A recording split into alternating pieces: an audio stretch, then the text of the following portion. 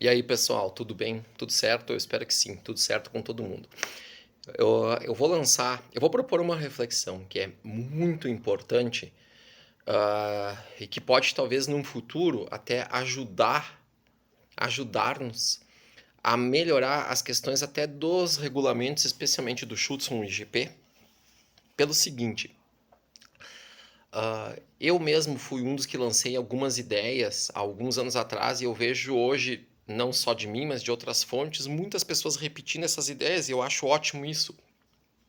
A questão toda é que nós precisamos entender o propósito daquilo que a gente está treinando em termos de cães. Vou dar um exemplo começando do mais simples. Quando eu treino um cão pet, um petzinho de apartamento, para fazer xixi, as necessidades, fazer xixi e cocô no lugar certo, naquele tapete higiênico, ou seja lá o que for que eu tenha para que eles façam, não me importa a maneira como ele vai chegar até ali e fazer. Eu quero que ele faça, porque esse é o objetivo do treino de higiene. Não só que ele faça no lugar certo, mas que ele controle um determinado tempo para fazer no lugar certo, se não estiver disponível para ele por qualquer motivo naquela hora. Ok, esse é o primeiro ponto.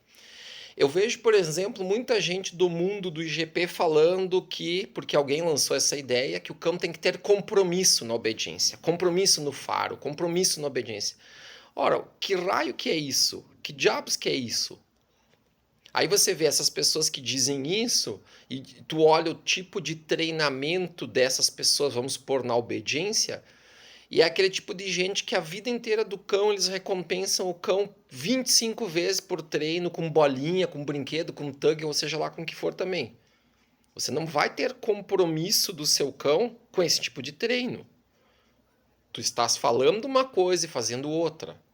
Então esse é o ponto.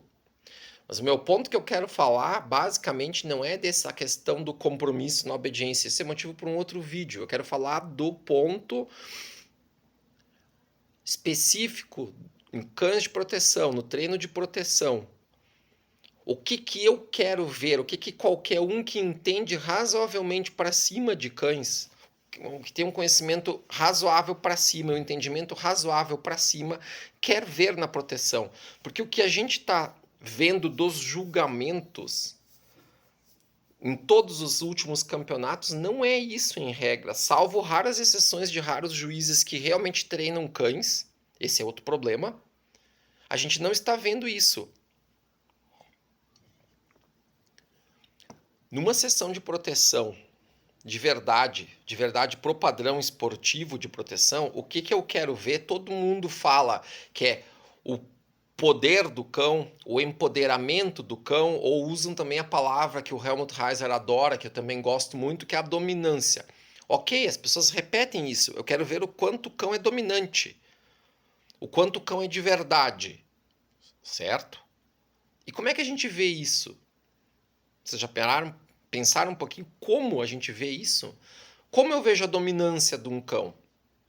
O que é um cão dominante? Isso é genético, é treinado, é uma combinação de ambos? Então vamos lá.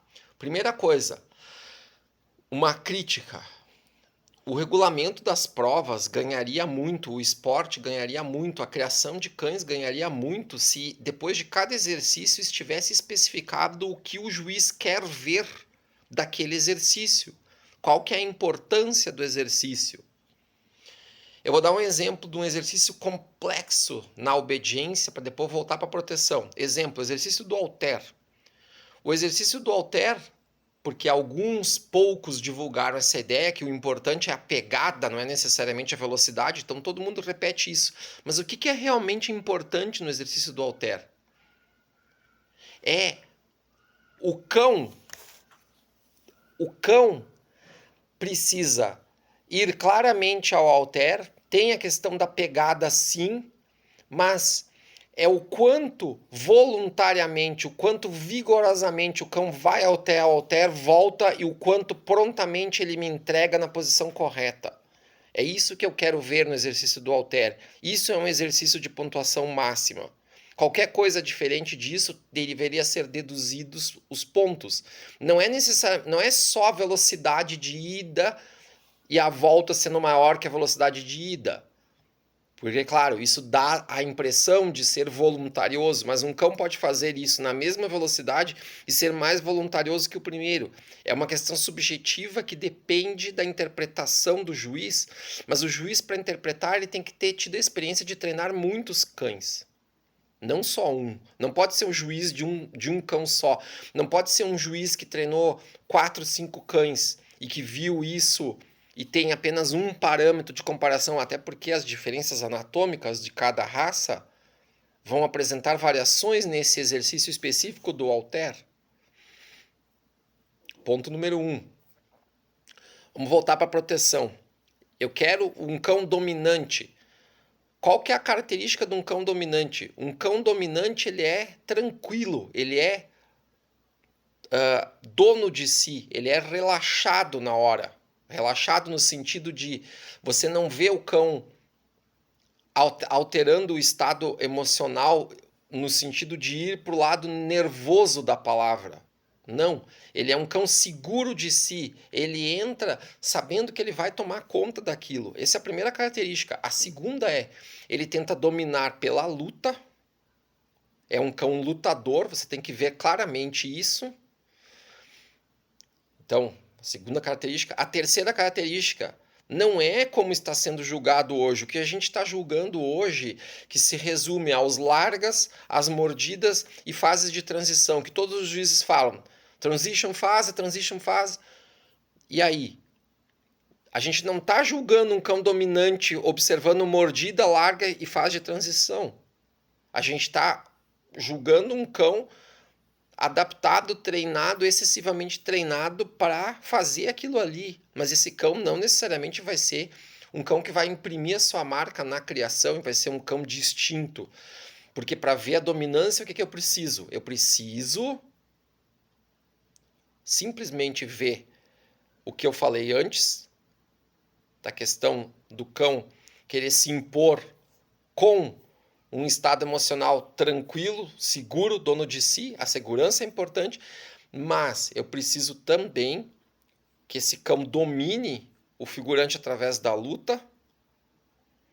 Eu preciso ver o quanto esse cachorro é seguro de si, empoderado para subjugar o figurante.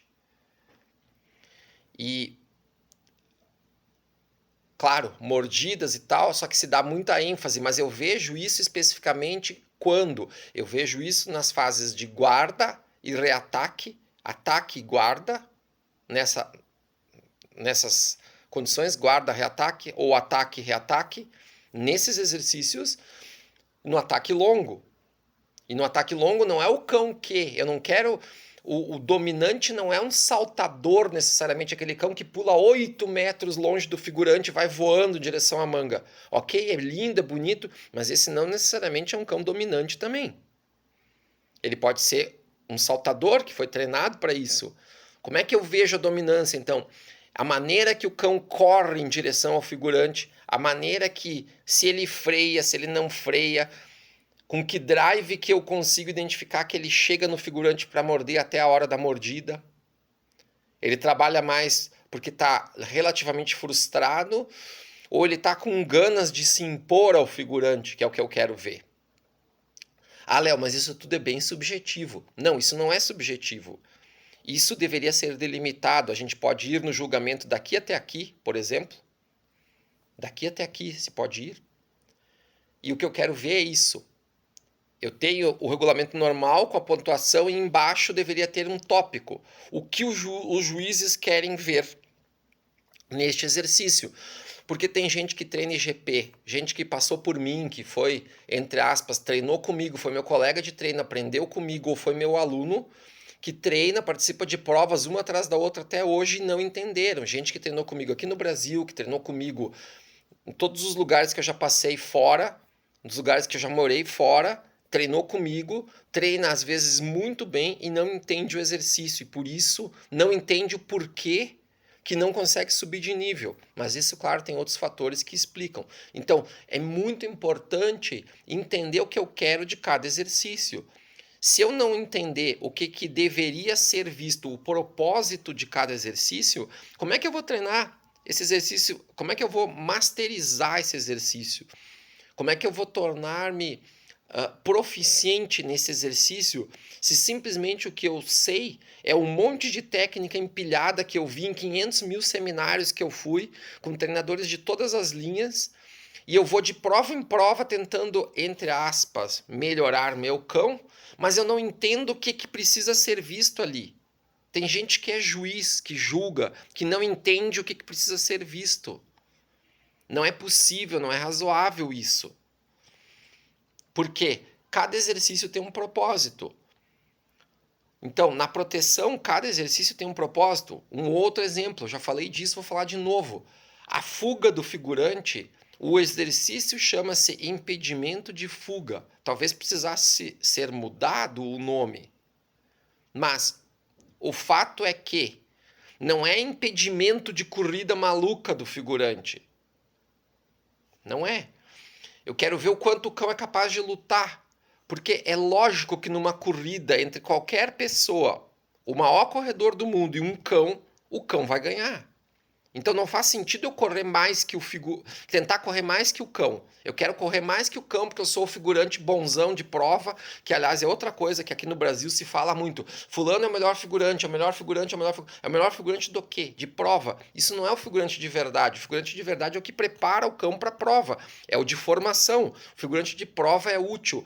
Na verdade, o próprio nome não nos ajuda, porque se eu usar a palavra eu não tenho mais o figurante, eu tenho o ajudante de prova. O ajudante de prova, ele ajuda quem? Às vezes, aqui no Brasil, o ajudante de prova ajuda o cara que organiza a prova, que tá a figurinha carimbada para ganhar mais um campeonato. Então, ele é o ajudante do organizador da prova. Não, o ajudante, que é o figurante, deveria ser o ajudante do juiz da prova, dos juízes da prova, para escolher o cão mais preparado, o melhor cão, o cão que pode fazer a diferença na criação, que pode fazer a diferença em outras áreas da sinofilia, da sinotecnia. Isso é o que deveria ser, mas às vezes não é, não só aqui no Brasil, em outros lugares também.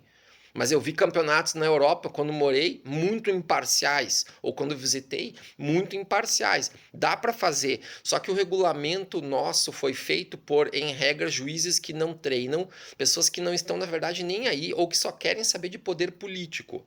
Então a gente precisa ter mais pessoas pensando nesse sentido que eu estou falando, para que se acrescente, quando fizer mais uma modificação, vai vir outra modificação do regulamento logo, de novo, porque isso não para. Isso virou quase que uma coceira, uma doença. Nem mal nos adaptamos a um regulamento que está há pouco tempo em vigor, já muda de novo tudo.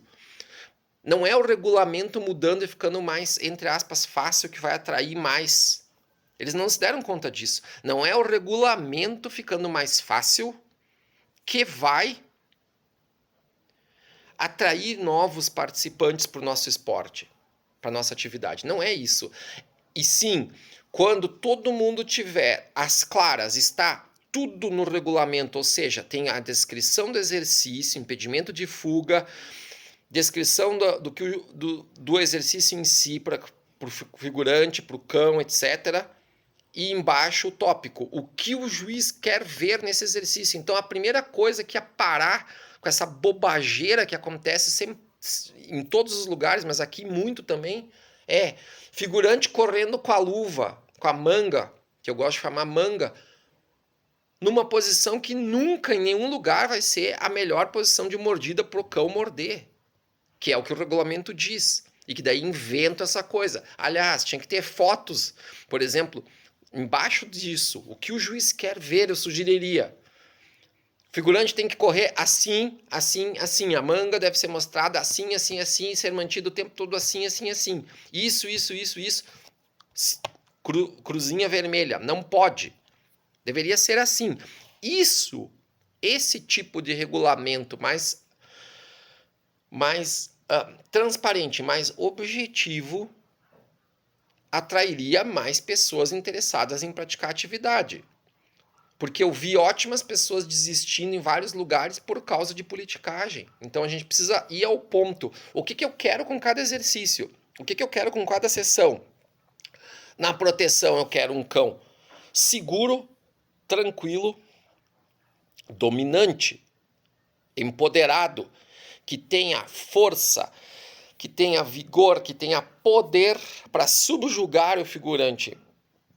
O cão que é capaz de fazer isso deveria ter uma pontuação muito maior do que o cão que morde perfeito, cheio, firme e calmo, larga perfeito, como se fosse quase que um imã sendo repelido da manga, e faz as transições com a posição básica e blá blá blá, tudo certinho.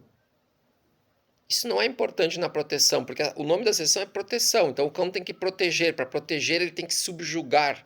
Para subjugar, ele tem que ser dominante. Para ser dominante de verdade, ele tem que ser seguro de si. Esse é o raciocínio. Mas não. Se julga o quê? Se julga coisas que todo mundo pode ver. Eu não posso fazer coisa para leigo. Eu sempre disse isso. A coisa não é feita para leigo. A coisa é para ser mais alto nível. Eu não posso fazer coisa para idiota ver. Eu tenho que fazer uma coisa de alto nível. E aí, estando bem especificado, qualquer um pode entender, desde que estude e se aplique para isso. Agora, eles fizeram mais uma modificação, tudo está aparentemente mais fácil nas duas primeiras categorias, só que, de novo, não tem o que o juiz quer ver, existe uma tal diretriz de julgamento que quase nenhum competidor conhece. Na própria reunião de condutores nas grandes provas, é falado coisas, são faladas coisas, cada prova, dependendo do juiz, é falada um tipo de coisa, uns focam no que querem ver no faro, outros focam no que querem ver na obediência, daí no outro campeonato já não é mais o mesmo juiz, então já não é a mesma coisa que ele quer ver. Isso não faz sentido. Isso não faz sentido para um esporte que a gente quer que aumente o número de participantes. Então a gente precisa pensar nisso. E mais do que isso começa da base da pirâmide, onde estamos todos nós, ajudantes de proteção, treinadores, condutores, criadores. Isso, aliás, é outra coisa, pessoal, que eu não consigo entender. Gente de alto nível, que é condutor e até ajudante de proteção, ou chamado figurante aqui no Brasil, e que dizem assim, eu tô pouco me lixando para genética. Para mim não me importa a genética, importa o que é o bom cão, um bom cão. Isso é ridículo alguém que pensa assim. Se eu preciso da genética para poder treinar e botar os drives para fora, como é que eu não me interesso por genética e eu me digo que eu sou treinador e competidor? Vocês percebem como tem coisas que a gente repete e não faz adequadamente. Eu preciso me inteirar um mínimo de genética. Eu não posso, enquanto pessoa que tem uma certa influência, ou outras pessoas que têm tanto ou mais do que eu, propagar esse tipo de ideia e as pessoas repetirem isso. Foda-se, desculpa o termo, foda-se a genética, eu ligo é pro cão, para a qualidade do cão. Sim, mas a qualidade do cão vem da genética, e você precisa dela, e você precisa se inteirar, porque você é um bom figurante, é um bom ajudante de proteção, é um bom condutor, é um bom treinador de faro, não interessa que modalidade de faro, é uma pessoa que faz main trailing no alto nível, é uma pessoa que treina o que quer que seja, polícia, guarda, Schutzhund, IGP, em alto nível. Então, você precisa se inteirar da genética. Você precisa saber o que eu quero em cada exercício, especificamente, e o que eu quero em cada sessão. O que eu quero no faro? No faro eu quero ver isso, na obediência eu quero ver isso, na proteção eu quero ver isso. Eu já falei agora nesse vídeo o que eu quero ver na proteção, que todos deveriam querer isso. Na proteção é irrelevante a posição que o cachorro late para o figurante no biombo. O exercício é vigiar e latir. Se ele vigia e late à esquerda, à direita, ao centro... Não, mas eles inventaram que se o cão está com a orelhinha em pé e late e vigia no meio, ele é mais dominante que o outro. De onde é que saiu isso? De onde é que tiraram isso? Pensa um pouquinho se faz sentido isso. Pela posição do cão no latido e pela posição da orelha, você identifica se o cão está no drive A, B ou C, e aí através disso o cão é mais dominante que o outro, então ele ganha mais pontos. Isso é um critério que inventaram a Deus dará num campeonato mundial para diferenciar mais facilmente para o juiz qual que é o cão que vão atribuir mais pontos ali. Só isso. Mas não faz sentido. O que eu quero ali ver é, por exemplo, o tipo do latido do cão, ele me diz muito se ele está num drive tentando subjugar o figurante ou se ele só está pedindo uma coisa porque foi treinado. Aqueles cães que são treinados naquele sistema imbecil de bolinha no biombo, porque o cara não tem um figurante.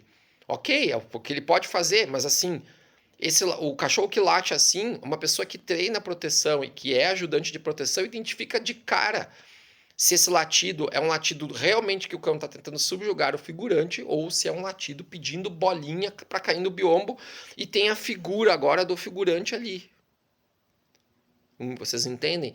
Então, assim, tá na hora da gente começar a pensar um pouquinho antes de fazer as coisas. O Brasil vai melhorar muito de nível e todo mundo que fizer isso vai melhorar muito de nível até o ponto, quem sabe, do dia da gente conseguir cobrar dessa comissão que existe aí de juízes internacionais que reformulam os regulamentos, que tem 6, 7 pessoas e uma ou duas treinam cães. A gente está na mão dessas pessoas, só que a mudança vem da gente. Eles estão ali por algum motivo, seja pelo nosso comportamento de dizer, eu não ligo para a genética, o que me importa é o cão. O cão vem da genética, então o que você está dizendo não condiz, a sua opinião não faz sentido, não tem nexo. Então, a mudança, para não acontecerem todas essas besteiras que a gente vê vindo da escória da política, a gente precisa se organizar nesse sentido e começar, não digo cada um pensar igual, eu não estou dizendo isso, eu estou dizendo, precisa se refletir do que vocês estão fazendo.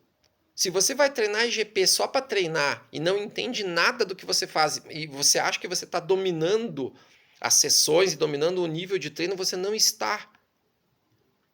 Você está simplesmente indo de prova em prova, de prova em prova, passam-se os anos e o nível continua o mesmo, porque você não entendeu o que precisa ser visto em cada coisa. As coisas são faro, obediência e proteção, e dentro do faro da obediência e proteção, seus exercícios individuais. O que eu quero ver ali? Qual que é o intuito daquele exercício? Assim como qualquer outra coisa que você faça, seja cão de guarda, polícia, se treina monjo ring, sei lá. Qualquer coisa, você tem que entender o propósito daquilo. Aí pode ser que você crie até um novo jeito, porque cada cão é um novo jeito de interpretar e treinar aquele cão que antes você tinha um problema e você não foi capaz de ver. Isso que eu estou falando é o jeito que eu ensino as pessoas quando a gente faz cursos ou workshops ou coisas desse sentido. Eu ensino as pessoas a pensarem dentro daquilo que se quer ver e não atentar para detalhes técnicos e insignificantes. Porque quando você entende realmente o que você precisa ver em cada exercício, aí você pode refinar isso até o detalhe do detalhe do detalhe. Mas não adianta ir para o detalhe do detalhe do detalhe se você não entendeu o propósito de cada exercício. Tá bom, pessoal? Espero que gostem desse vídeo, ele é muito importante. Ajude a compartilhar e até o próximo vídeo, tá? Valeu, pessoal. Tchau, tchau.